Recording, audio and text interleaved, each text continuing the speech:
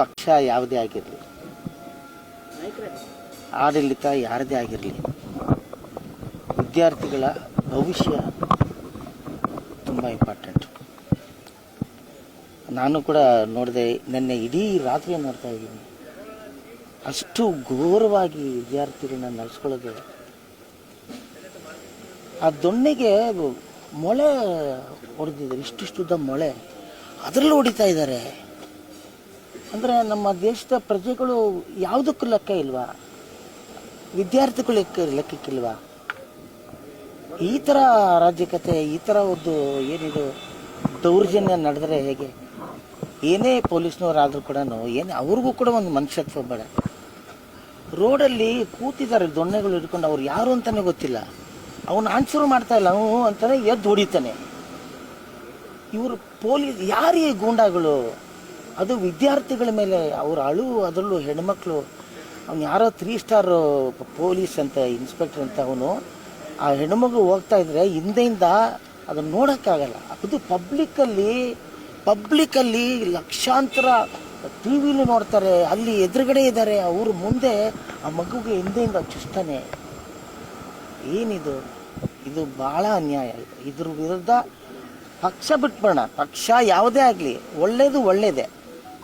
ದಯವಿಟ್ಟು ಆ ವಿದ್ಯಾರ್ಥಿಗಳಿಗೆ ನ್ಯಾಯ ಸಿಗಬೇಕು. ಅವರ ಏನು ಇದಿದೆ, ಡಿಮ್ಯಾಂಡ್ಸ್ ಇದೆ, ಅದನ್ನು ಪೂರೈಸಬೇಕು. ಇಲ್ಲಾಂದರೆ ಇದು ಶಾಂತಿಯುತಕ್ಕೆ ಬರೋದಿಲ್ಲ. ಅದರಿಂದಾಗಿ ಇಡೀ ನಮ್ಮ ದೇಶ ಇದಕ್ಕೆ ಏನೇನೋ ಉಲ್ಟಾ ಬರೀತಾರೆ.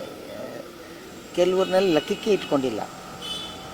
ಹಾಗೆಲ್ಲ ಮಾಡಬೇಡಿ. ಈಗಲಾದರೂ ಯಾವುದೋ ಮೀಡಿಯಾಗಳಲ್ಲಿ ಏನೇನೋ ಬೇಕು ಅಂತ ಅದ್ರ ಮೇಲೆ ಉಲ್ಟಾ ಹೇಳೋದು.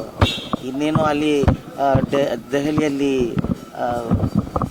ವಿದ್ಯಾರ್ಥಿಗಳು ಹೋರಾಟ ಮಾಡ್ತಿದ್ರೆ ಇಲ್ಲಿ ಬೇರೆ ಏನೋ ಡೈವರ್ಟ್ ಮಾಡೋಕ್ಕೆ ಇಲ್ಲೇನೋ ಸಣ್ಣ ಪುಟ್ಟ ಹೋರಾಟಗಳನ್ನ ಮಾಡೋದು. ಇದನ್ನೆಲ್ಲ ಬಿಟ್ಟು ವಿದ್ಯಾರ್ಥಿಗಳಿದ್ರೇ, ಯಂಗ್ಸ್ಟರ್ಸ್ ಇದ್ರೇ ನಮ್ಮ ದೇಶ, ಮುಂದಿನ ಪೀಳಿಗೆ ಇದ್ರೇ ನಾವು.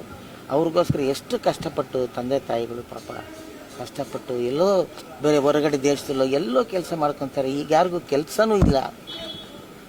ಇಂಥ ಸಂದರ್ಭದಲ್ಲಿ ವಿದ್ಯಾರ್ಥಿಗಳಿಗೆ ಮೋಸ ಆಗಿದೆ. ಇದನ್ನೆಲ್ಲ ಮಾರ್ಕೊಂಡು ಇಷ್ಟೆಲ್ಲ ಆದಾಗ ದಯವಿಟ್ಟು ಎಲ್ಲರೂ ಎಚ್ಚೆತ್ಕೋಬೇಕು.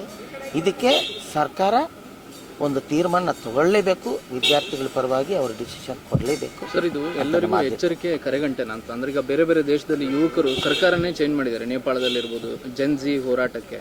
ಸೊ ಆ ಥರದ ವಾತಾವರಣ ಈಗ ನಮ್ಮ ದೇಶದಲ್ಲೂ ಕಂಡು ಬರ್ತಾ ಇದೆ. ಸರ್, ಅದಕ್ಕೆ ನಾನು ಫಸ್ಟೇ ಒಂದು ಮಾತು ಹೇಳ್ಬಿಟ್ಟೆ.